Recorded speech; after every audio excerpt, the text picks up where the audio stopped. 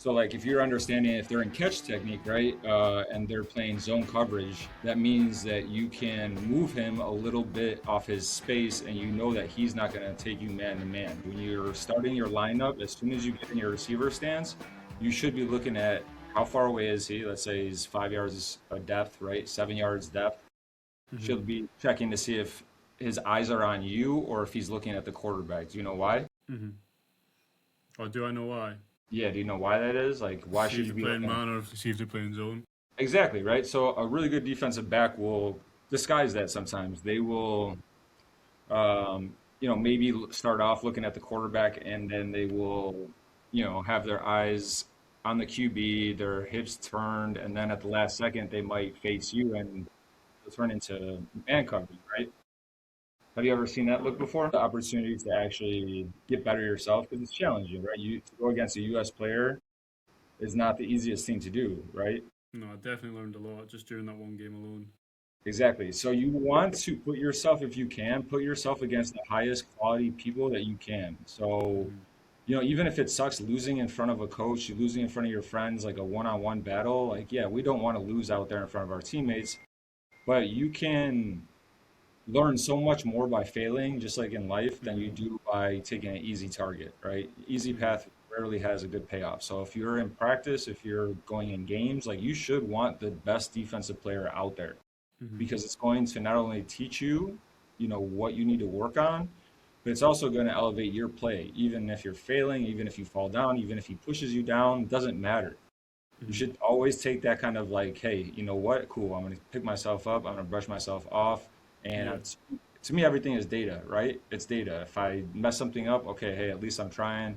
But next route, I'm going to plant my foot a little bit firmer, or I'm going to lower my hips a little bit more, right? Mm-hmm. It's data. If you're not failing, you're not really learning anything. If that makes sense. Like I ask him for advice in football all the time. I would match up against him and pick his brain. Every time I would lose against him, like it would drive me crazy because I hate losing.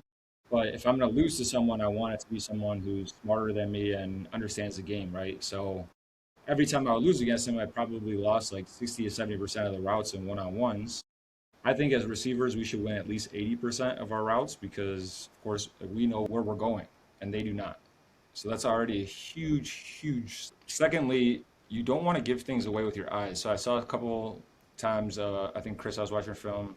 Ken, you're lined up at the line of scrimmage. I like your stance. So I'll pull up some film in a little bit. I like your stance. I like your aggression.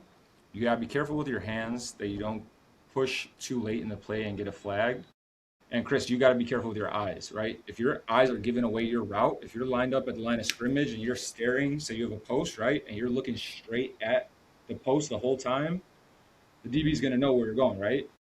So it's okay to peek, right? You do want to scan the field. Where are the safeties? Where are the linebackers, right? Real quick, but make sure that you bring your eyes all the way across, and that way the DB is not going to have an early tell. You want to give them as little information as possible. That also means when you're in your stance, you don't want to be overloaded to your front. You don't want to be overloaded to the back. You don't want to be real kind of sedentary or like calm in your stance too much because they can pick up on that. A good DB, and you guys will face better talent as you go. Good DBs can pick up on almost any kind of little tell we have, just like a poker hand. They can pick up on things. So the best thing you could do is what? Hold your cards, right? Don't give them anything available. All right, so one session I'm going to have you guys go over real quick just where you're joining from, how training is going for you, and I also want to see or want to hear two strengths of you guys, two strengths, and then one challenge. Okay? Well, mm, right now my playing days are over. But as far as some things that I felt like, two things that I felt like were my strengths were, I'd say my length, being 6'2", definitely helped with certain things. But not just the length, like adding the technique with that. Because there's a lot of tall guys that kind of have stiff hips, or they're not technically Yes. sound, they're not lowering their pedal or coming out Mm-hmm. their brakes, so You hear that, Ken? slower. Ken, do you So hear that? Yeah. um, Yeah. Low in Yeah. your So brace. Some of your film, man. You gotta stay low. You have to. It's uncomfortable position Yeah, oh for yeah, bro. right. that's the number one thing when it comes to technique. That's what I struggle with as a tall guy, being low. That was something. I mean, my dad was a NFL coach, so he always stressed that, and that comes with one thing that really helped me with that as far as staying low is flexibility. So work Stretching, on your right? flexibility every day, rolling out. I mean, I know before every training session, especially for games, I was rolling out at least an hour or 2 hours before. I know that Man. might sound a little obsessive, but that's what worked for me. But I knew I had to do that because of kind of my natural tightness. So, and then the second thing that was a strength was my IQ.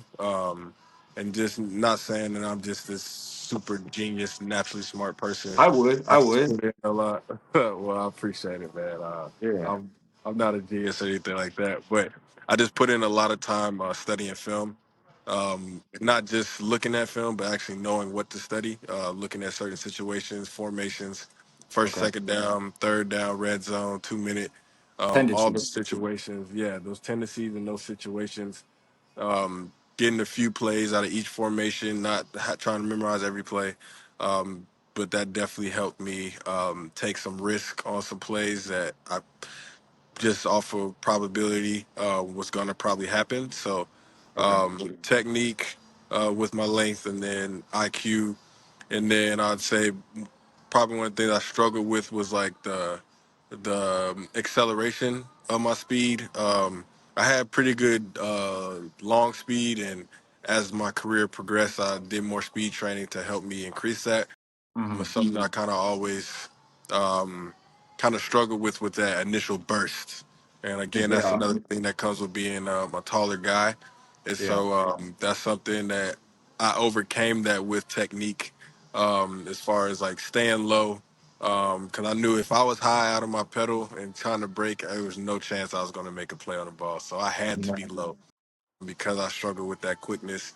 And then as far as press, just like getting hands on guys, trying not to allow free releases. I didn't really do great with free releases, but I knew if I at least got my hand, hopefully two, but that's kind of hard to do. But at least one hand on a guy and actually disrupted his route, then that helped me overcome some of the acceleration deficiencies I had. So.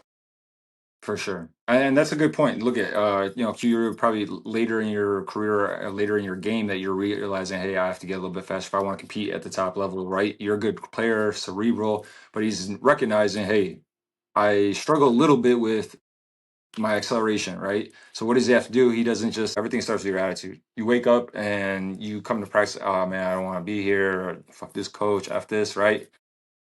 Probably people can pick up on that, right? People pick up on who wants to be there, who's willing to work, who's actually trying to get your teammates better. Like coaches like to see that. So take that responsibility and say, hey, I'm not only playing for myself. I'm not just trying to be Archie Wood, the greatest player who ever lived, so that Archie can be famous and the best football player, right? I want to win. I want to win championships. I want to win games. I want my family to be proud of me when I'm playing out there, right?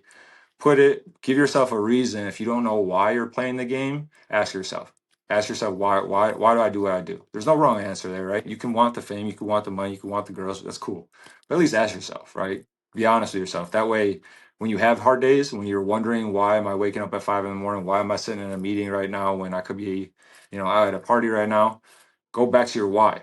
Say why? Because I want to be great, because I want to be great at something, because I want to push myself. If you have a why, it becomes a lot easier to work through these things. I've had so many injuries where I was questioning like what am I doing? I should be doing this and this. I can't believe this. And every single time I'm like, but there's more in me. I want to be great. I want to be great. I don't care what I have to push through. I'm gonna pick myself up. I don't care if it takes 9 months to do rehab. I'm gonna do it. So find your why. Again, something you can write down, something you can ask yourself. You don't have to come up with it today. You don't have to come up with it tomorrow. But when you have that why, it comes a little bit easier when those bad voices come up, with those excuses. You can be like, hey, pipe down. I got a why. Like I got a big why. That's why I'm working. Let me know if you